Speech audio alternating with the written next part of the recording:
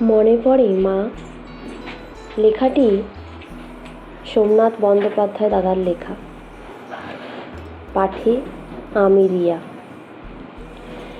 পার হলো দীর্ঘ 11 বছর। এই শহর আমায় আর হয়তো মনে রাখেনি।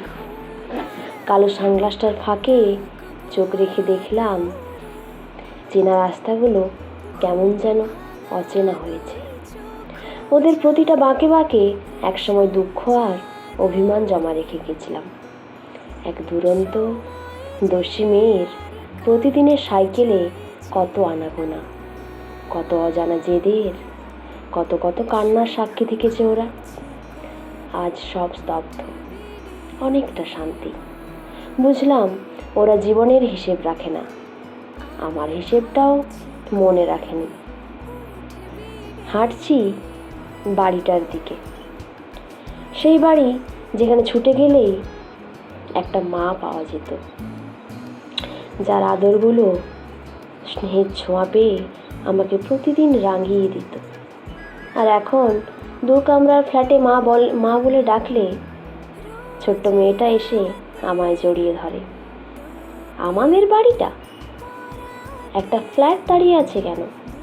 বুঝলাম এই স্মৃতিও মায়ের সাথেই হারিয়ে গেছে। মায়ের পাশে খুব দরকার ছিল আমাকে। আমি তখনও রাগ করেছিলাম আমারই অসহায় নিঃসম্বল বিধবা মায়ের ওপর। বারবার চিঠি মারফত আসতে অনুরোধ করেছিলেন, একবারও দেখতে আসেনি। আমি ভুলেও ভাবিনি যে তারপরেই মা হারিয়ে যাবেন। ও, এই বাড়িটার বিক্রির টাকাতেই চিকিৎসা হয়েছিল শুনলাম।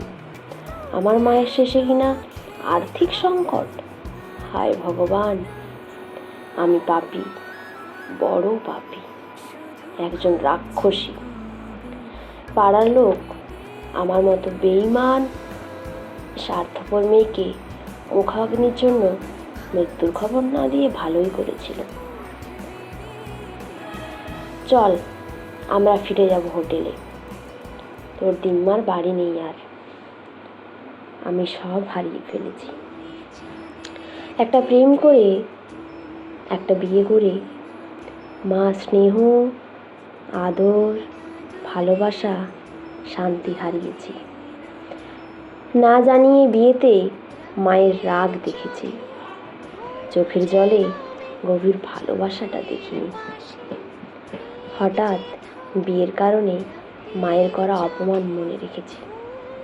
পাড়ার লোকের কাছে বিদেশে চাকরা জামাই হওয়ার গর্বের কথা শুনিনি। মাকে ভালোবাসিনি, হাজার অভিমান চেয়েছি। আজ অভিমান হারিয়েছি, মাকে ফিরে পাইনি। তাই আজও শুধু মনে পড়ে মা।